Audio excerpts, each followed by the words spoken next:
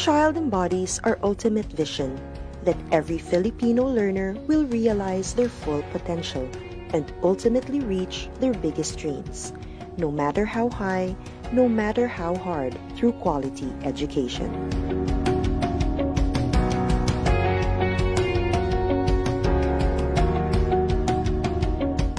And as our learners aim to soar, we must continue to elevate our goals.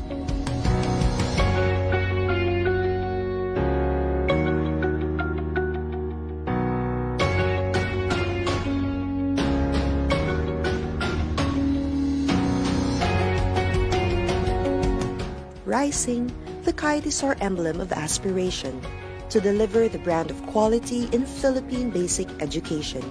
The quadrants of the soaring kite symbolize the key reform areas in forwarding this cause, as we embark on this aggressive reform to yield upskilled teachers, well-developed curriculum, improved learning environment, and responsive multi-stakeholder cooperation. Using the colors of our flag, the logo symbolizes our unity and serves as a reminder that it takes a nation to educate a child. Together, we as a nation will have to move forward and gain more momentum so that our vision of quality basic education for all shall take flight.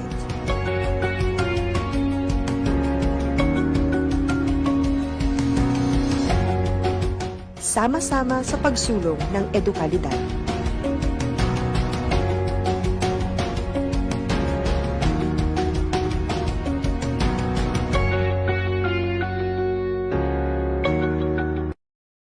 Well, hello, Mrs. Morgan. Remember how hard it was to get your students' attention?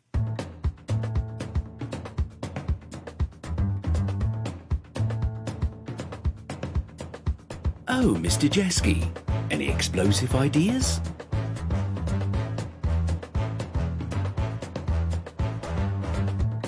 And you, Mr. Fisher, the world keeps turning, right?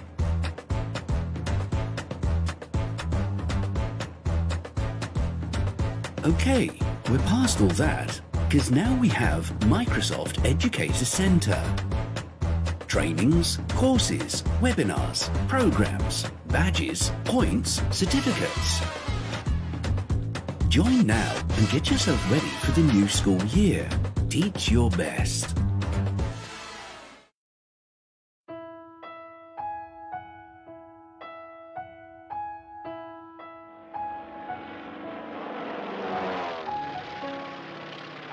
Nang sumiklab ang giyera sa Marawi, maraming buhay at kabuhayan ang nawala. Maraming kabahayan at paaralan ang napinsala. Sa kabila ng matinding suliranin, naging matagumpay ang DepEd na mabigyan ang mga mag-aaral ng pagkakataong ipagpatuloy ang edukasyon at muling bumangon sa sitwasyon. Habang naghihintay sa pagkumpuni at pagsasaayos ng mga paaralan, nagkaloob ang DepEd ng mga temporary learning shelters, remedial classes, learning kits, at feeding programs para sa mga displaced learners.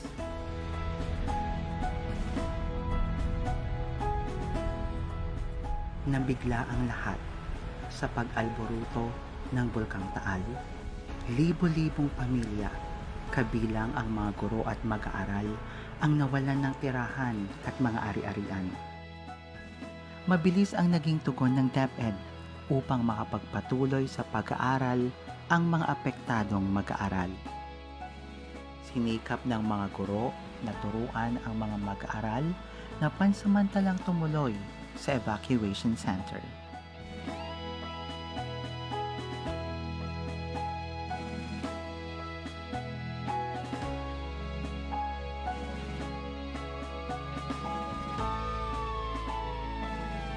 Tumama sa bansa ang COVID-19 pandemic, dahilan upang maantala ang normal na daloy ng pamumuhay at trabaho sa lahat ng sektor, kabilang na ang kagawaran ng edukasyon. Nang ipatupad ang Luzon lockdown, inilunsad ang DepEd Commons upang tuloy ang pagkatuto ng mga learners habang nasa bahay. Sa kabila ng mabigat na hamon sa ilalim ng new normal, patuloy na nagpunyagi ang DepEd upang maghanap at maghatid ng mga alternatibong pamamaraan upang magpatuloy ang edukasyon sa pinakaligtas at pinakaangkop na paraan. Sa ilalim ng Learning Continuity Plan, layunin ng DepEd na magpatuloy ang edukasyon nang hindi nakokompromiso ang kapakanan at kalusugan ng mga guro at mag-aaral.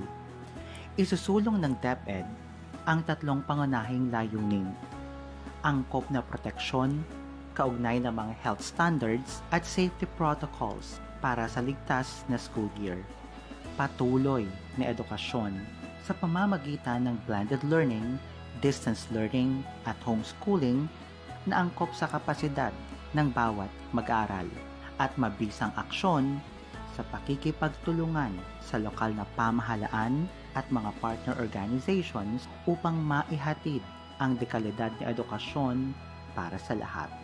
Bawat DepEd Division ay bumuo rin ng sarili nilang Learning Continuity Plan upang gabayan ang mga guro, mga magulang at mga mag-aaral sa bagong pamamaraan ng pag-aaral gamit ang online, modular at TV and radio-based instructions.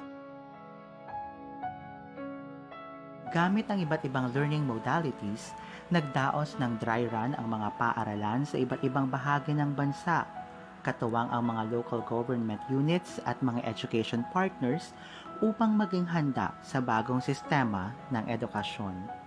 Isinagawa rin ang mga pagsasanay at oryentasyon sa mga magulang upang maging epektibong katuwang sa pag-aaral ng kanilang mga anak. Sa anumang hamon o sitwasyon, handa ang DepEd. Handang kumilos, handang tumugon, at handang magserbisyo.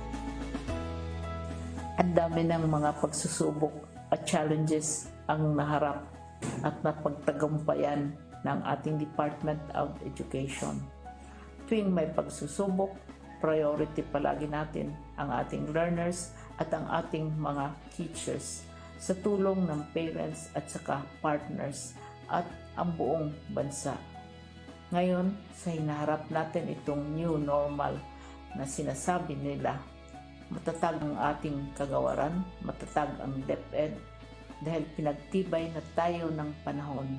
Kayang-kaya natin ito sa tulong ninyo.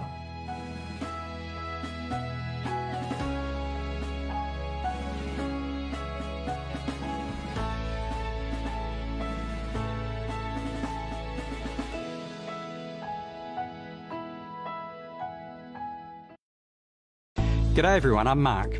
As a teacher and a former principal, I know that professional learning often comes at the end of a very long day. But there are exciting, less structured ways to be in the driver's seat of your own lifelong learning. A great place to start is by engaging with our Microsoft Innovative Educator, or MIE community. This global community is big, in fact it's enormous. Our MIEs love connecting.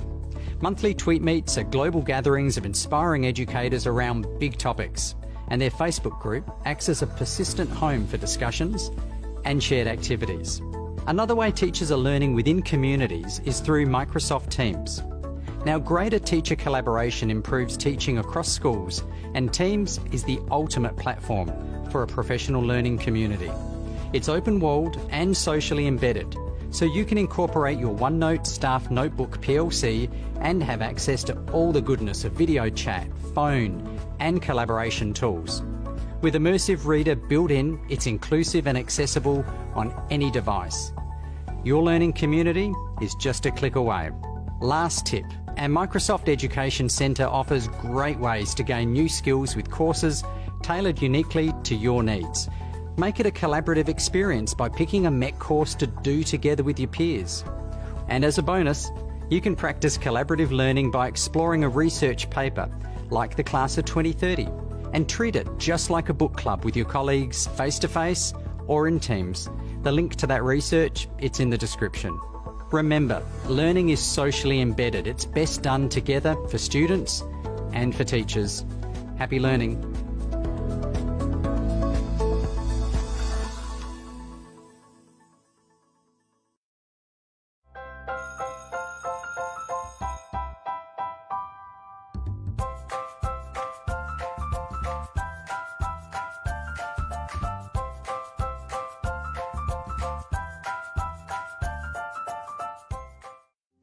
2020 brought new beginnings for the Department of Education.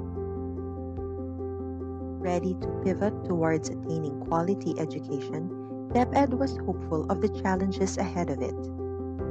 But as DepEd continued to work on its commitment, the world suddenly faced a steeper dilemma. Around the globe, countries like the Philippines had to shift their priorities to respond to a public health crisis brought by COVID-19. Schools had to be closed, activities had to be halted, graduation ceremonies had to be canceled, as people were urged to stay at home. A new normal dawned upon us. As soon as DepEd realized the impact of these disruptions in education, it began to proactively craft its learning continuity plan last April to ensure that learning opportunities will still be available. Consulting with partners and advisors through the Education Forum, as well as legislators, teachers, parents, learners, and the general public, DepEd made sure its LCP encompasses the concerns of the whole education sector in responding to the crisis. Its topmost priority being the protection of the health, safety, and well-being of learners, teachers, and personnel. To make informed decisions, DepEd first analyzed relevant data and epidemiological picture for the incoming school year. DepEd also issued guidelines on its required health standards to be adopted in all public and private schools and DepEd offices following DOH and IATF protocols. It covers 4 COVID-19 mitigation objectives, namely, to increase physical and mental resilience, reduce transmission, reduce contact, and reduce duration of infection. The LCP also outlined how learning continuity will be ensured. It streamlines the K-12 curriculum into the most essential learning competencies and allows the use of distance learning, homeschooling, and blended learning modalities. Since conducting face-to-face classes will be a risk in most areas, DepEd has anchored its delivery of education to modular, online, TV and radio, or a combination of all. Guided by teachers, modular learning will allow learners to use self-learning modules in a format applicable to learners' capacity. In online distance learning, teachers will facilitate and engage learners' participation through the internet, whether synchronous or asynchronous. TV and radio-based instructions, on the other hand, are converted lessons fit for the broadcast medium. The LCP assures that all our learners, including our SPED, ALS, Madrasa students, can still access education even within the confines of their homes, and ensures that their household capacity will not hinder their right to education. To make this possible, our joint Brigada Eskwela and Oplan Balik Eskwela is assisting the preparations for the rollout of the LCP. On May 8, the LCP was approved by the IATF. The President also gave it his full support and expressed his commitment to meeting the financial demands of its execution. The implementation of the LCP will not be easy. It is not a perfect plan, and complications can be expected along the way. But extraordinary times call for extraordinary and proactive measures, and the Department of Education is ready to address the challenges along the way with the help of our national and local government, partners, parents, and learners. As one nation, learning opportunities shall be available in this brave new world for our Filipino children.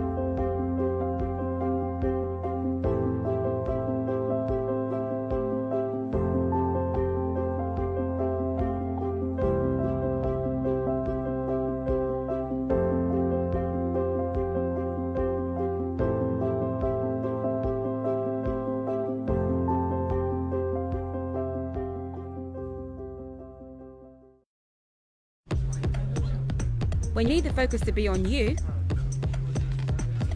and not whatever that guy's doing, open Teams.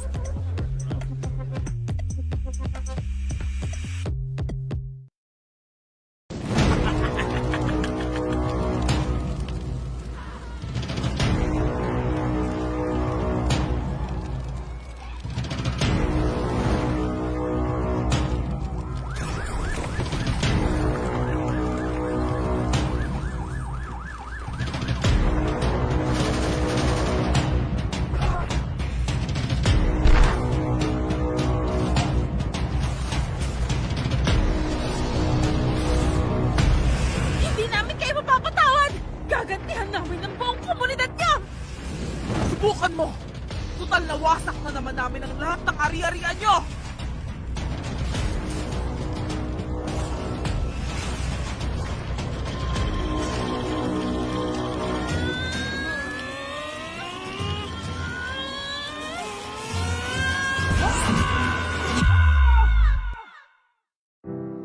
Sa totoong buhay, totoo ang pinsala ng giyera.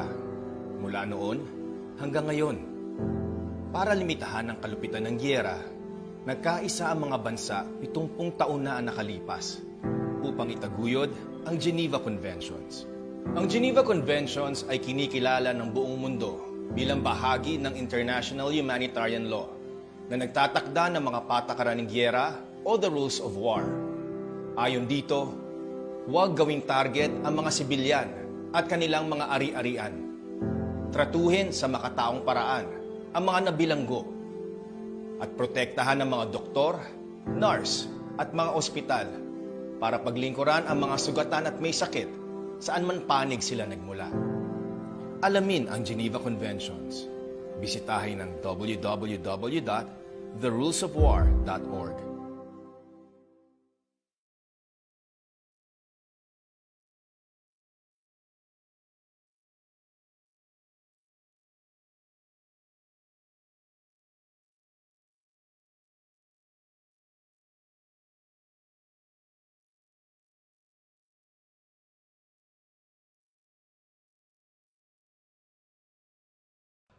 Hi guys! So I just came from a meeting and I was just told that I would be leading this fundraising concert for International Students Day. And I have to present the plan to the school board next week. Ah! Okay, I'm going to need some help. Let me create a team space and invite my dream team. Sia, she knows all about the budgeting and stuff. Ivan, he knows all the kids from the performing arts group. Aisha, she worked on getting sponsorship last year. And Sam, because he's so cute. Let me lay out all tasks in Planner and kick things off. So, I'm almost done with my event concept and inspiration board. I just need Ivan to do some final tweaks and plug in the repertoire. Budget from Sia? Check. Sponsorship plan? Check. Done! Whew! When you start using Microsoft Teams, teamwork really does become easier. So now I'm heading over to present the plan to the school board. Wish me luck!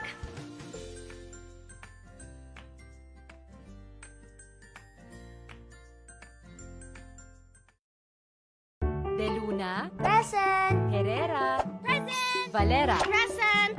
Handa ba tayo sa school year 2020? Present! Ngayong taon, ang edukasyon tuloy pa rin.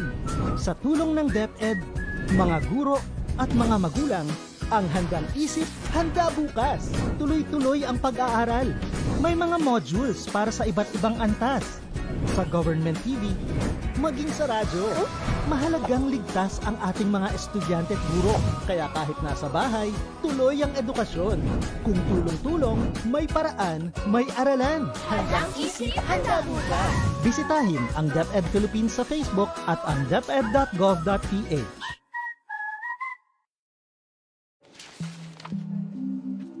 If you spend more time tracking down files than actually working on them, open Teams.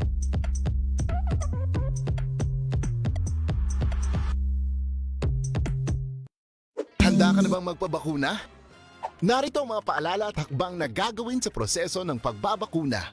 Bago ang pagbabakuna, kinakailangan mo nang dumaan sa pre-vaccination screening. Kinakailangan kumuha muna ng medical clearance sa doktor ang mga kabilang sa special population tulad ng mga sumusunod.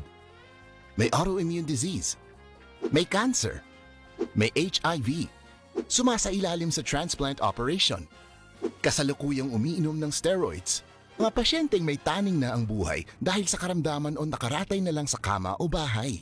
Kapag ikaw ay nabigyan na ng medical clearance mula sa iyong doktor, narito ang mga dapat gawin bago ang araw ng iyong pagbabakuna. 1. Humingi ng schedule at lugar kung saan ka magpapabakuna sa iyong pinakamalapit na barangay health center. 2. Huwag kalimutan dali ng iyong government ID, proof of comorbidity o medical clearance, pati na ang face mask, face shield at hand sanitizer. Sa araw ng pagbabakuna, narito ang mga steps na dapat sundin. Step 1. Waiting area. Siguraduhin kayo ay pumunta sa tamang oras at petsa ng inyong schedule sa pagbabakuna. Hindi papayagan ang mga walk-in sa vaccination sites. Maupo sa bakanting upuan alinsunod sa tamang pagkakasunod na pilang. Hintayin na tawagin kayo para sa susunod na hakbang. Habang nag-aantay, sumunod sa minimum public health standards. Isuot ang face mask at face shield, sundin ang proper physical distancing at ugaliing maghugas at isanitize ang kamay. Step 2. Registration. Sundin ang mga patakaran ng inyong LGU o vaccination site sa pag-register at ipakita ang inyong government ID. Bibigyan kayo ng kopya ng informed consent form, health screening form at mga pamphlet tungkol sa bakuna na pwede ninyong basahin. Hintayin na matapos ang proseso ng registration bago pumunta sa susunod na hakbang. Step 3. Screening. Kayo ay isa sa ilalim sa health screening at tatanungin tungkol sa inyong kalusugan tulad ng history of COVID-19 exposure, history of vaccination, mga gamot na iniinom, kung may allergies at iba pa. Ito ay para makasiguro kung angkop para sa inyo ang magpabakuna sa kasalukuyan. Step 4. Health education. Makinig sa ibabahaging importanteng impormasyon tungkol sa pagbabakuna para sa COVID-19. Kung mayroon pa kayong ibang katanungan, sumangguni sa ating mga vaccination staff. Siguraduhin na pirmahan ang consent form na pumapayag kayong magpabakuna bago pumunta sa susunod na hakbang. Step 5. Vaccine administration. Ito ang panahon kung saan kayo ay babakunahan sa loob ng 1 o 2 minuto. Huwag kalimutan na kunin ang inyong vaccination card pagkatapos matanggap ang bakuna. Step 6. Observation. Alinsunod sa Department of Health, ang lahat na magpapabakuna ay kailangan manatili sa pasilidad ng 15 hanggang 30 minuto para obserbahan kung may hindi magandang nararamdaman. Ang ating medical staff ay nakatutok sa inyo para ma-monitor ang inyong kalusugan. Bibigyan kayo ng mga pangalan ng health facility o hotline kung saan pwedeng pumunta kung kinakailangan sumangguni dahil sa side effects ng bakuna. Pagkatapos ng pagbabakuna, huwag kalimutang gawin ang mga sumusunod. 1. Itanong ang mga nais mong malaman tungkol sa vaccine na binigay sa'yo. 2. Huwag kalimutan ang iyong vaccination card. 3. Alamin ang petsa ng second dose ng iyong pagbabakuna. 4. Kunin ang contact number o alamin kung sino ang dapat tawagan kung sakali mang ikaw ay nakadarama ng seryosong side effects. Narito rin ang ibang mga paalala na dapat tandaan. Siguraduhin bumalik sa schedule para sa pangalawang dose ng bakuna. Laging tatandaan na kahit nabakunahan ka na, ay huwag pa rin kalimutan sumunod sa minimum public health standards tulad ng pagsasanitize ng mga kamay, pagsusuot ng face mask at face shield, at pagdistansya sa iba ng 1 metro. Magmask, hugas, iwas, airflow. Ito ay para na rin sa ating proteksyon at sa proteksyon ng iba. Narito ang pagkakasunod-sunod ng mga eligible population na target mabakunahan.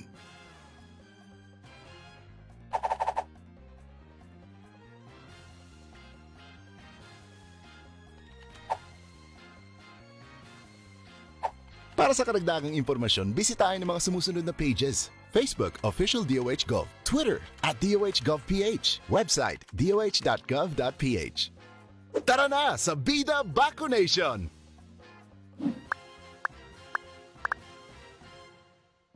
Sino ba ang hindi naapektuhan? Sino ba ang hindi nag-alala? Sino ba ang hindi nalito? Lahat tayo ay naapektuhan. Lahat tayo ay nag-aalala, lahat tayo ay nalito. Dahil binago ng pandemyang dulot ng COVID-19, ang paraan ng pamumuhay ng lahat ng mga Pilipino saan mang sektor ka nabibilang. Tumigil ang panandalian ang ating mga nakagawian. Tumigil ang lahat ng uri ng transaksyon. Tumigil ang lahat ng operasyon ng mga paaralan. Nakalilito. Nakakaba. Paano na ang kinabukasan ng mga kabataan? Paano na tayo sa hinaharap?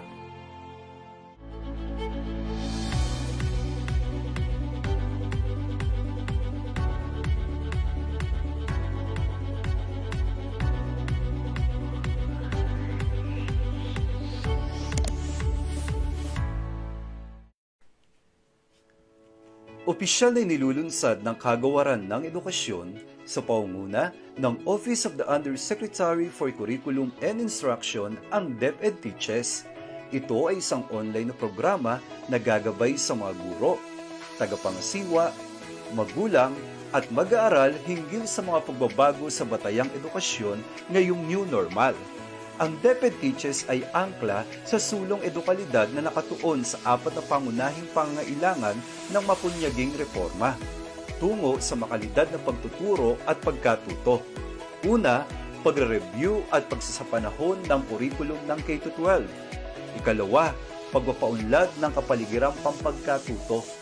Ikatlo, paglinang ng mga bagong kasanayan sa mga guro. At ang ikaapat, ang pakikipag-ugnay sa mga stakeholder para sa suporta at kolaborasyon. Sa pamamagitan ng virtual learning platform, ang DepEd Teaches ang magsisilbing bukas na komunidad ng pagsasanay na titipon sa mga guro, tagapamunong pang-edukasyon at sa sinumang may pagnanais sa pagtataguyod ng kalidad na edukasyon sa bansa at sa pagtagumpay ng bawat Pilipinong mag-aaral.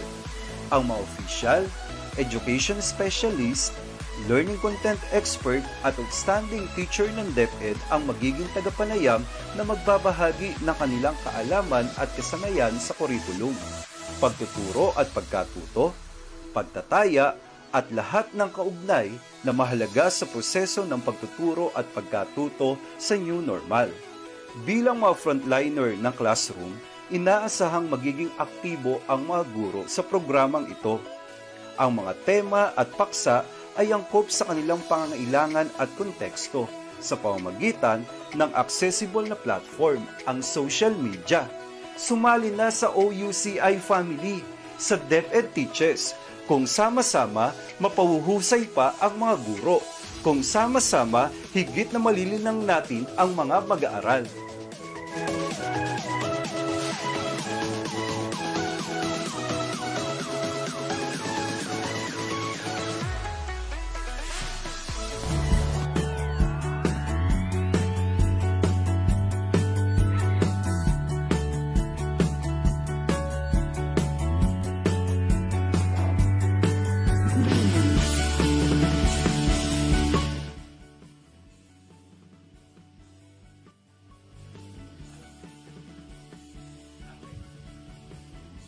A blessed afternoon to all, especially to our ever-loyal and avid viewers here on DepEd Teaches. Welcome to our 21st episode under the theme, Community Linkages and Professional Development.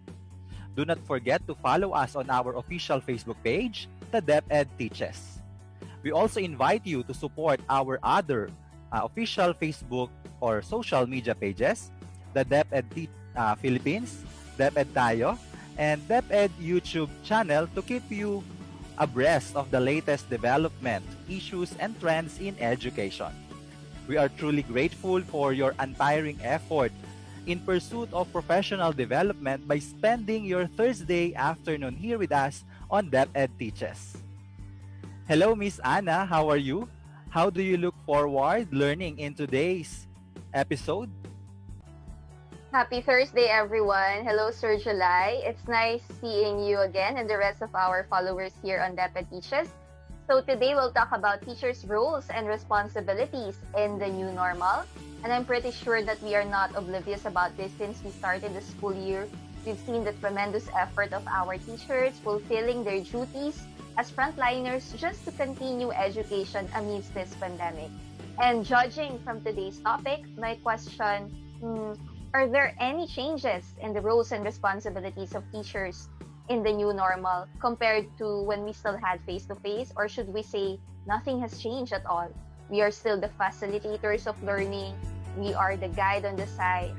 So what do you think? What are your thoughts about this, Sir July? Well, Ma'am Anna, considering we have different learning delivery modalities, these entail changes or adjustments on how teachers will deliver instruction. So I would say that there are changes to some extent in the roles and responsibilities. For example, before we have a defined set of classroom management rules while still in the face-to-face setup, but now we are teaching in the distance learning. So how do we monitor students' behavior and ensure that they are motivated, disciplined, and on track? Most likely, teachers have come up with a new set of rules applicable for managing students' behavior in remote learning. And one thing for sure, Ma'am Anna, it isn't easy to teach considering that some households have limited or no access at all for online communication. So it's indeed challenging. But nevertheless, the department, with the help of the various stakeholders, have provided additional support like resources and options for flexible learning. You raise a good point about classroom management, Sir July. Now, I'm also curious about our roles or the teacher's role in assessment. I think if you agree with me, there have been more formative and alternative assessment emphasized in this new normal. So the way we give feedback, the kind of feedback is more needed than ever. And so do we see some changes in our roles as assessors and evaluators of students' learning? You know, we still want to make sure that we give them fair, valid, reliable assessment, whether they do it online or in an offline class. And so perhaps it's a good idea that we survey again our live viewers right now and ask their thoughts and opinion about our today's topic. So in today's challenge, we will just do one activity which is called 3-2-1 Bridge. So we want to uncover your initial thoughts, ideas, questions, and understanding about a topic and then try to connect this to new thinking after you have listened in today's presentation.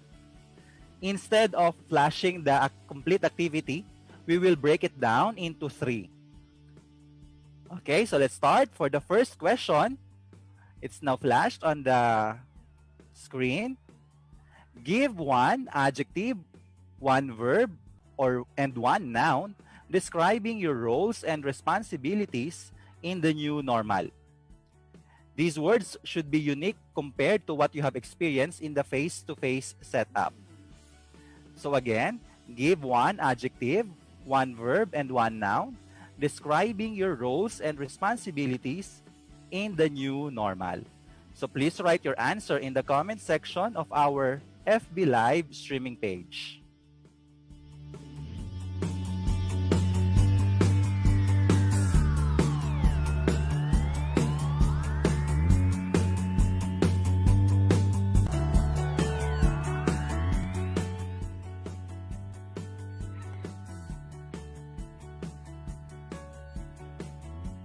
Alright, so for the second question of this 3-2-1 bridge activity, let's show them now the second part.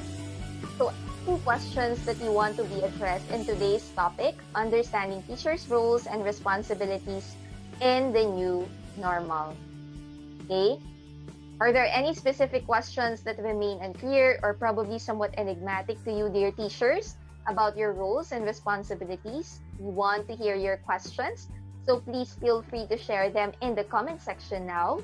You might be surprised that you share the same questions from other teachers coming from other districts or region. So again, share with us your 2 questions about today's topic that need clarification in terms of your roles and responsibilities.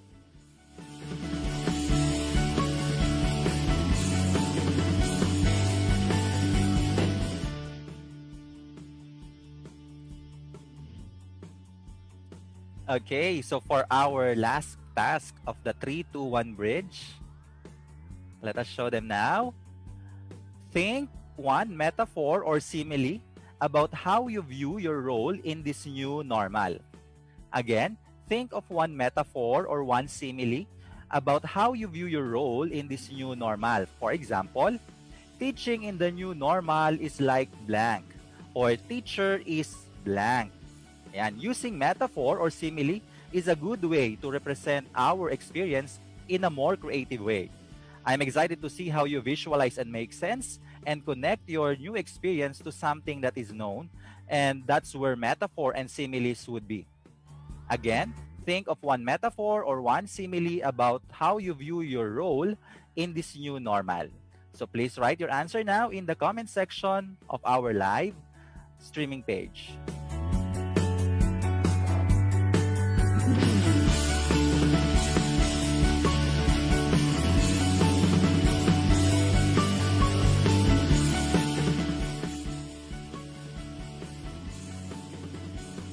Alright, so that was a very insightful activity. I hope that allows you to pause and reflect, and your experiences as teachers in the new normal.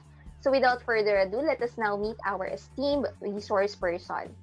Regional Director Allan Gabriel Farnazo has been with the Department of Education for around 2 decades. He has served as the Regional Director since 2012 and has demonstrated his expertise in educational administration, supervision and management, curriculum, research and development, guidance and counseling, and special education.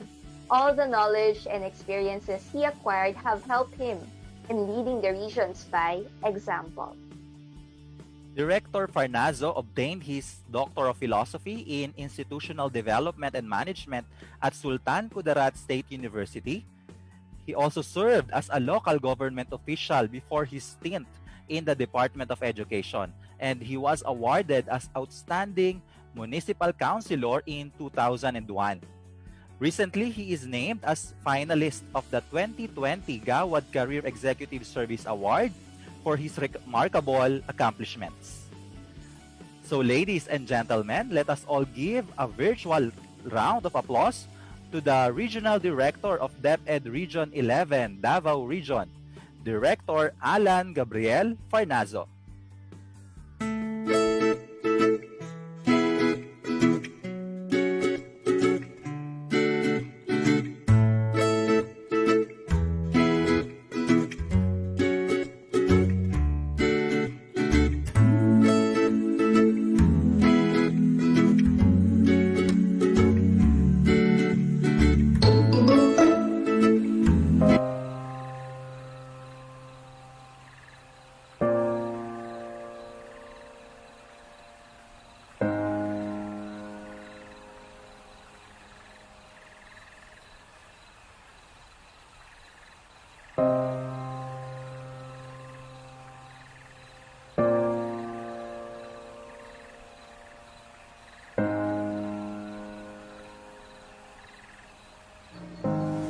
Nalipay ko dako kay papadayon ko eskwela tungod sa tabang sa kuha ni Ma'am Grace.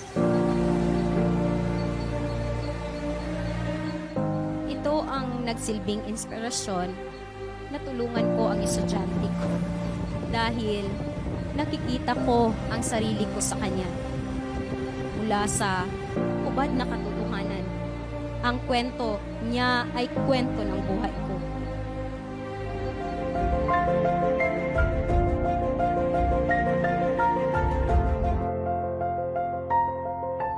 Ating tandaan na sa bagong normal, bagong pamamaraan, walang batang maiiwan. Sulong edukalidad para sa bata, para sa bayan.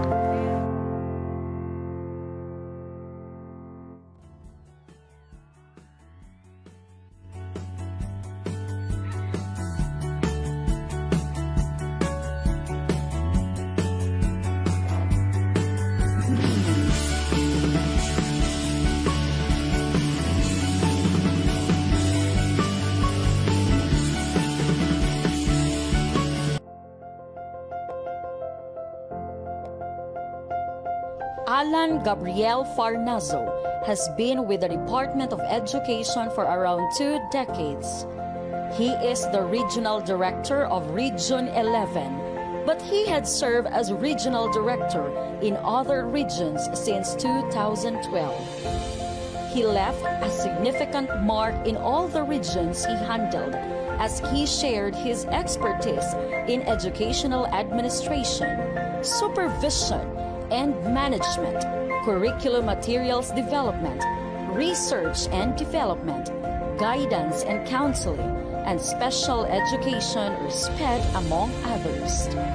In fact, he had his trainings on SPED at Tsukuba University in Japan, Daejeon University in Korea, and University of Adelaide in Australia.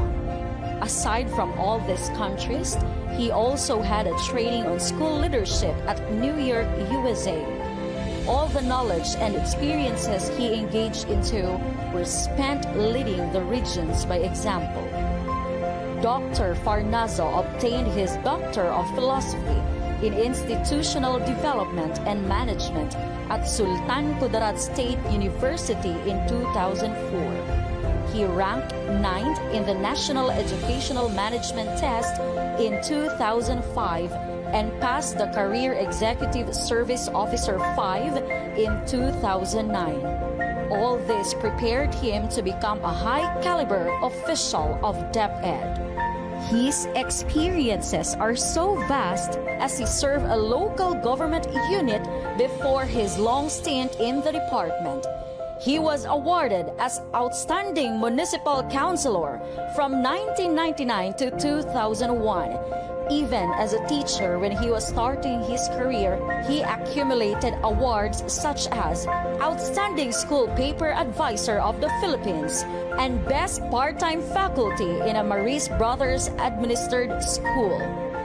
His recent career achievement is being named as finalist of the 2020 Gawad Career Executive Service Award, an annual presidential recognition program for remarkable accomplishments and excellent performance.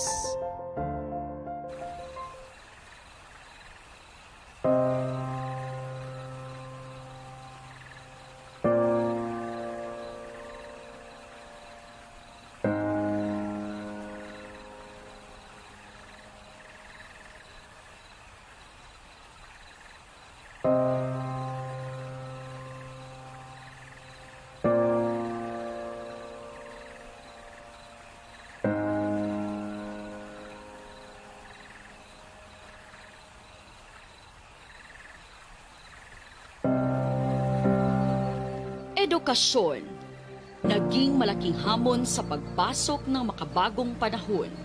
Ngunit sa layuning maipagpapatuloy ang dekalidad na edukasyon, ang mga kawani ng kagawaran at mga paaralan ay nagtutulungan para maisakatuparan ang misyon na makapagpatuloy ang mga kabataang uhaw sa pangarap.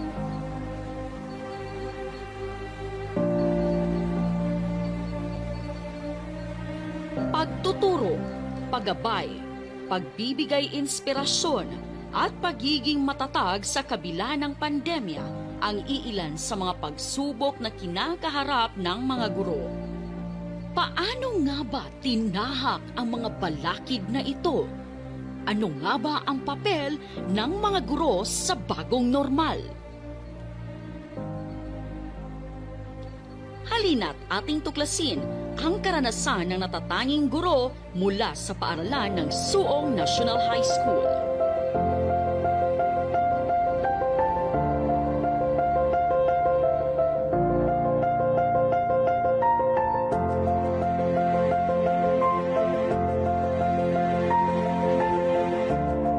Habang ginagampanan ng bawat magtuturo ang bagong patakaran at alternatibong pamamaraan, isang ang gurong ito sa maraming gurong Pilipino na dumaan sa tila bangungot at masalimuot na suliranin ng mundo. Salat man sa buhay, ilang beses nadapa sa mga hamon, pinili pa rin ng mga guro na magiging matatag, gumapang at bumangon upang harapin ang mga hamon ng bagong normal. Ito ang prinsipyong tumatak at pinanghahawakan ng gurong Pilipino upang makapagsimula ng bagong umagang sisibol at masasabi niyang pangarap ay nabigyan ng pag-asa sa isang idlaw.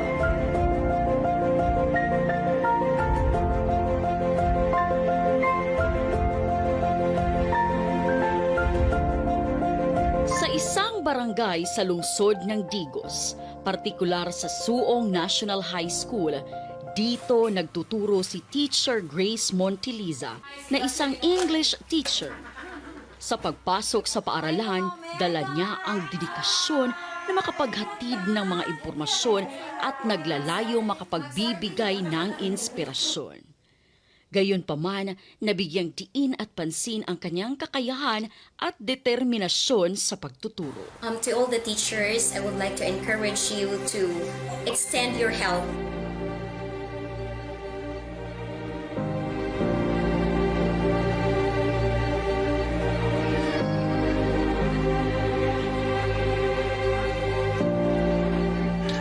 Nakatira sa isang barangay ng Digo City si Teacher Grace, kung saan malayo sa kanyang tinuturuang paaralan.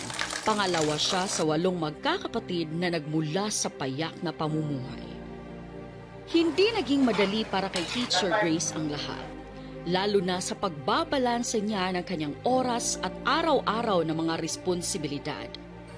Subalit ginagampanan niya ang mga gawaing bahay, pag-aalaga sa kanyang pamilya at sa kanyang anak, kasabay ang pagtugon sa mga pangpaaralang gawain na may kalak. Dahil siya ang inaasahan ng pamilya, buong puso niyang tinanggap ang responsibilidad na ito. Ginagampanan ang mga tungkulin na walang pag-iimbot upang maiangat ang kalidad ng kanilang pamumuhay. Ang katangiang ito na taglay ni Teacher Grace na sasalamin sa pagganap sa mga tungkulin bilang isang guro.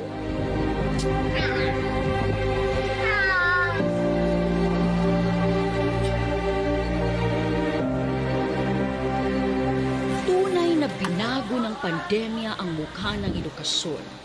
Nagbukas ito sa pagkakaroon ng iba't ibang learning modalities na angkop sa bawat kakayahan ng mga mag-aaral at pamilya. Nagbukas ito sa iba't ibang palihan at mga paghahanda upang mapasiguro ang kahandaan ng bawat guro sa bagong taong panuruan. Pinagtibay ng readiness assessment ang kahandaan ng bawat guro. Bagamat may kahandaan, hindi pa rin maitatakwil ang agam-agam at takot dala ng hamon sa bagong larawan ng taong panuruan bilang tugon ng paaralan sa ilalim ng isinusulong ng kagawaran sa programang Sulong Edukalidad. May halong pangamba at kasabikan, ang mga guro ay handa sa pagpapatupad ng learning delivery modalities, kabilang dito ang distance learning at blended learning. Kasalukuyang ipinapatupad ng Division of Digo City ang paggamit ng blended learning modalities. Napapalooban ito ng TV, radio, online at modular. Di maikakaila na ang lahat ng ito ay tugon sa mga kakayahan ng mga mag-aaral upang maipagpapatuloy ang paggamit ng edukasyon sa gitna ng pandemya. Sa kabila ng mga hamon, masigasig na isinulong ni Teacher Grace ang katuparan ng kanyang pangarap. Itinataguyod niya ang kanyang pamilya kasama ang katuwang sa buhay. Liban sa pagiging guro, masusi niyang sinubaybayan ang munting pangkabuhayan. Kaagapay ang kabiyak, patuloy silang nagsusumika para matugunan ang mga pangangailangan ng kanyang pamilya at lalo pang makatulong sa mga mag-aaral.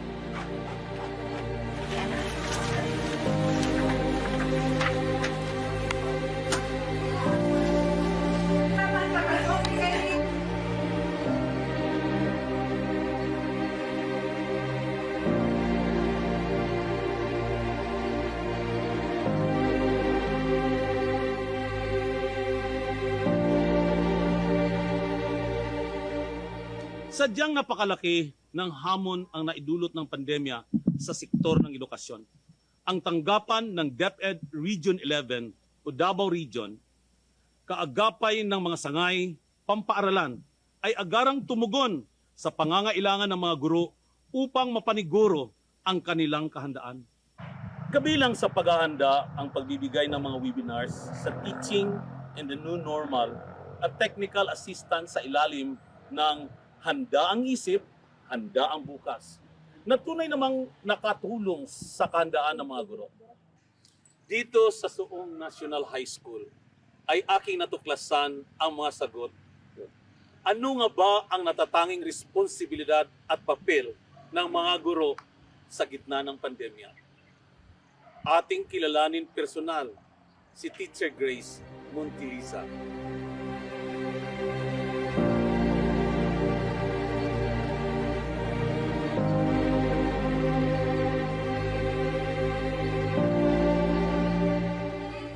Guro ng Suong National High School, kabilang si Teacher Grace, ay nagtutulungan sa paghahanda ng mga module at radio-based instruction bilang tugon sa pangangailangan ng mga mag-aaral. Sa kabila ng pagsusulat ng mga module ay pinaghahandaan din nila ang paraan ng pagbibigay nito sa mga magulang upang mapasiguro ang kaligtasan ng bawat isa.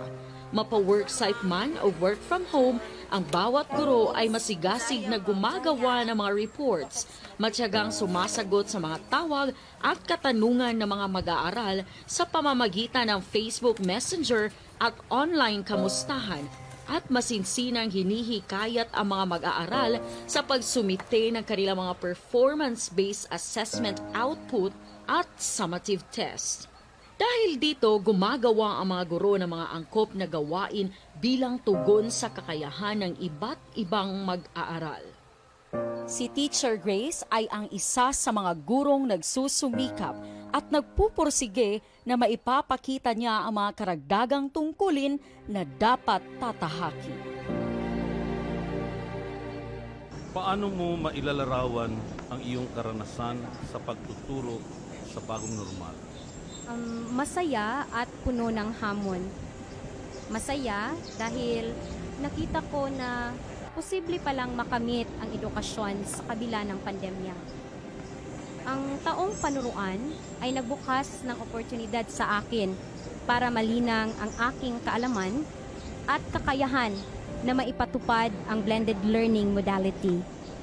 Tumatak sa akin ang mga kaalaman at paggawa ng radio-based instruction at TV-based instruction bilang tugon sa pangangailangan ng mga mag-aaral. Hindi ko inakala na may bago akong matutunan sa pagpapaunlad ng aking kakayahang pagtuturo na siyang susi sa pagkatuto ng mga mag-aaral. Isang hamon kasi hindi ko alam na kaya ko palang lagpasan ang mga hamon sa pagtuturo sa new normal. Dati, akala ko imposible ang pagtuturo sa distance learning.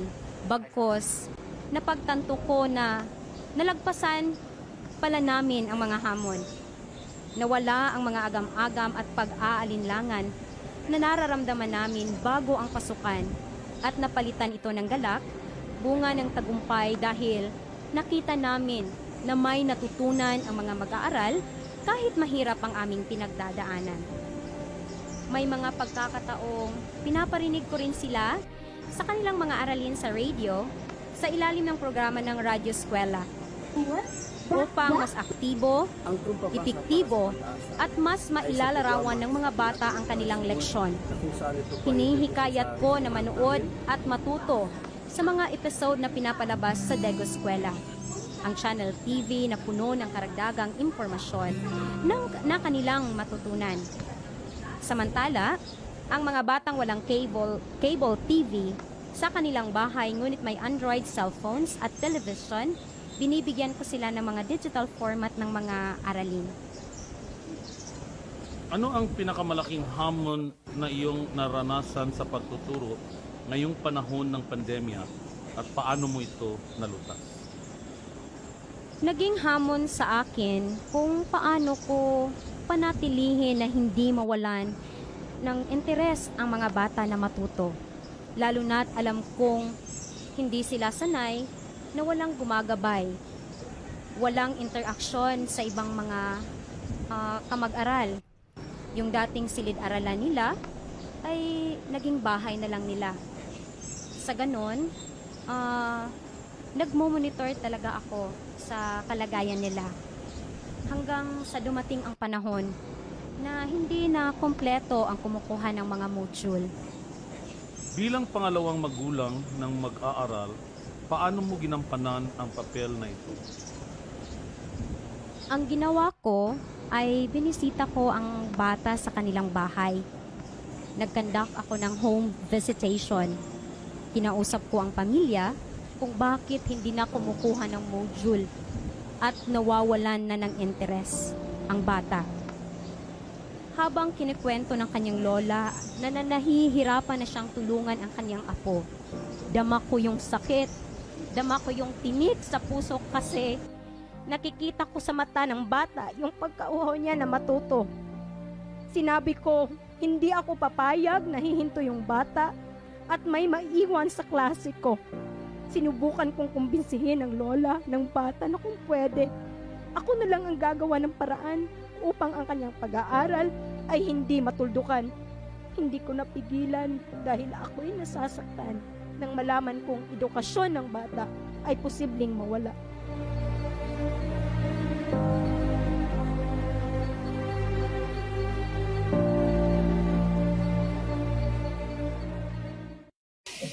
Una po ko nga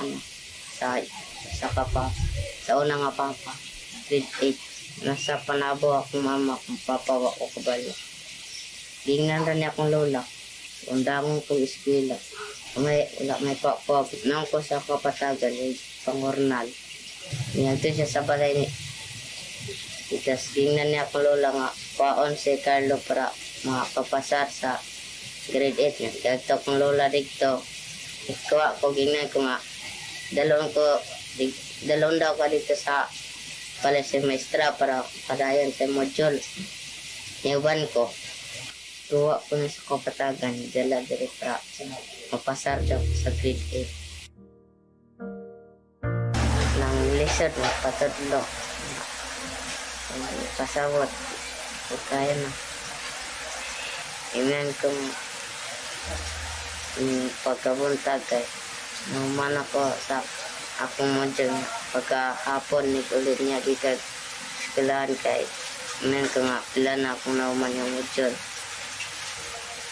dahil yung pasa sa pictures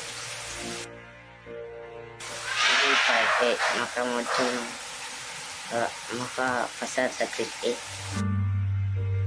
8. Pasalamat ko kay bisan ang COVID dili babag para makabot mo ko akong panganday. Nalipay ko dako kay makapadayon ko eskwela tungod sa tabang sa kuha ng place.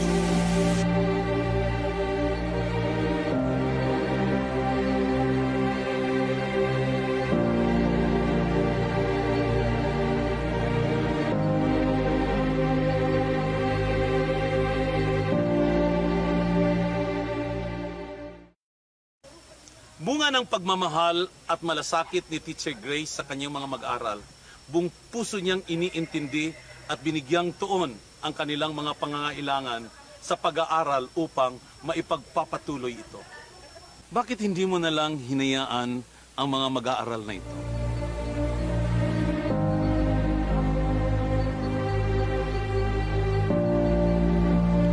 Lumaki sa hirap si Teacher Grace. Dumaan sa masalimuot na kahapon. Noong siya'y isang estudyante pa lang, mataas na ang paningin niya sa buhay. Laging honor student, sa murang edad ay positibo na ang kanyang pananaw sa kabila ng suliraning tinatahas ng kanyang pamilya. Subsub na sa gawaing bahay si Teacher Grace. Tumutulong sa paghahanap buhay dahil nga pangalawa siya sa 8 magkakapatid. Dumating ang panahon na sa hirap na ng pag-aaral ni Teacher Grace, mas binigyang pansin ng kanyang mga magulang ang pagtatrabaho, paghahanap buhay kaysa sa pag-aaral. Di inalintana, kinupkup niya sa sarili niya ang uhaw na makapag-aral.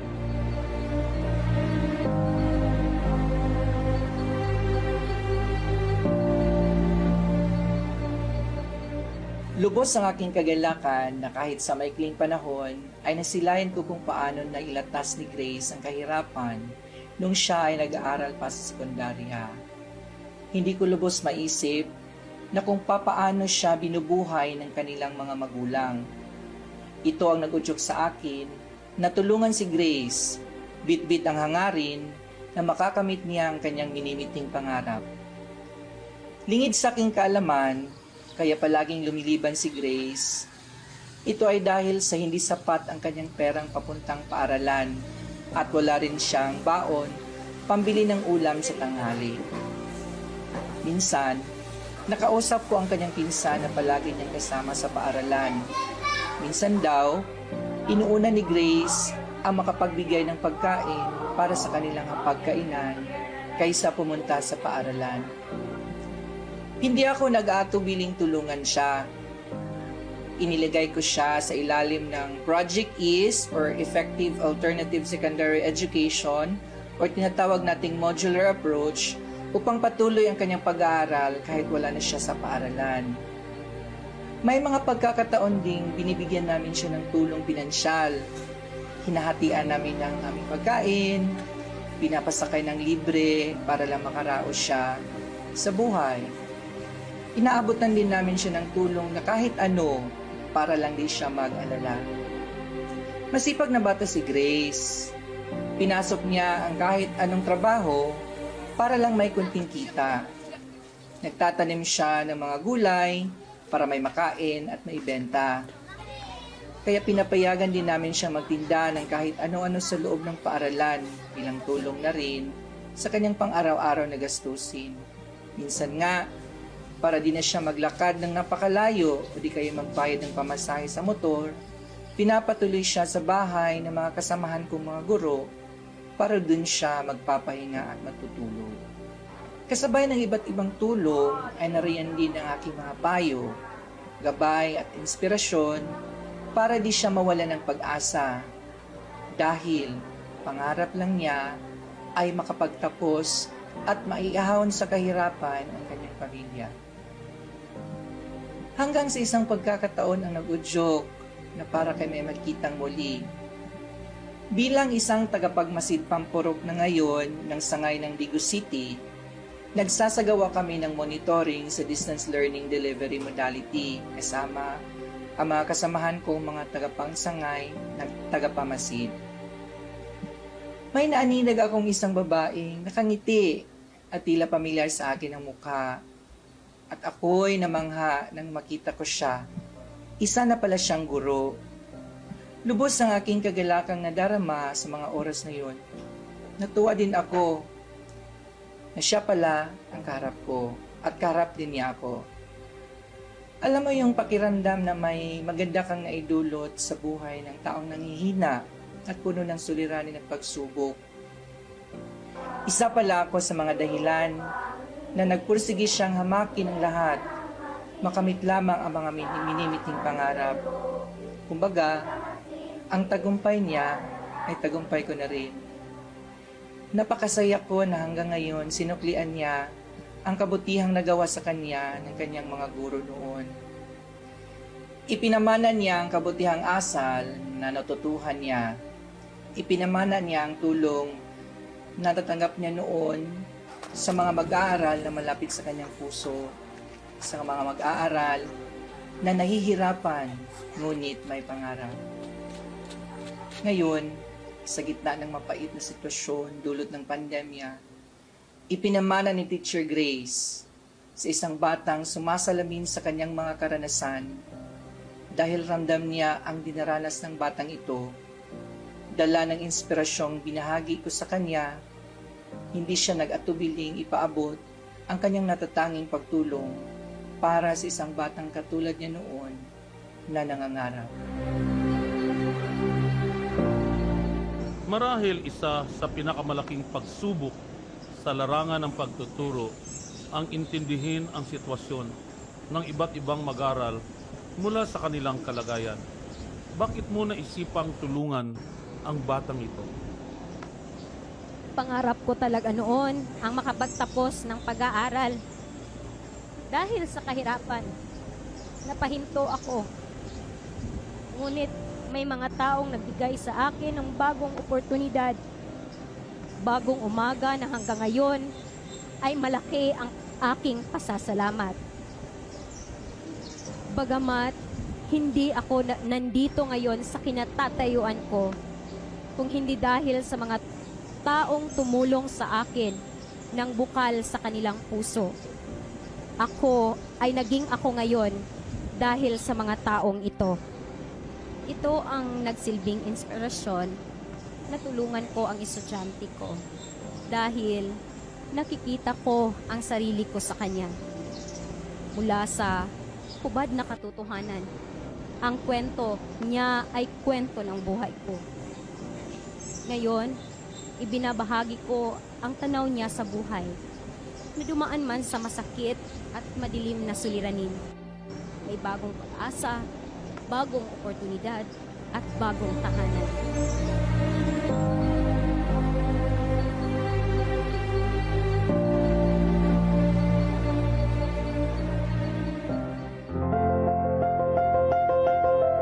Adhikain ng kagawaran ng edukasyon na hubugin ang bawat batang Pilipino. Isang napakalaking responsibilidad na ginagampanan ng mga guro sa paglinang ng mga mag-aaral upang maging kapaki-pakinabang na mga mamamayan para sa isang matatag na sambayan. Sa patuloy na pagtaguyod ng ating reforma ng edukasyon, ating tatandaan na sa bagong normal, bagong pamamaraan, walang batang maiiwan. Sulong edukalidad para sa bata, para sa bayan.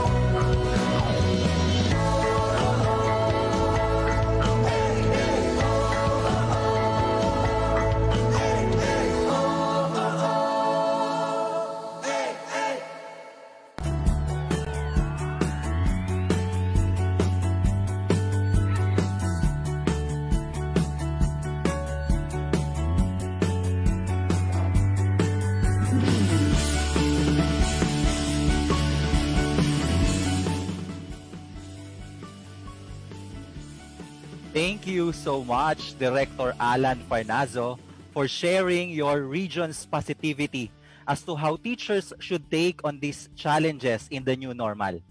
And we really appreciate your documentary style of presenting the roles and responsibility of the teachers in the new normal.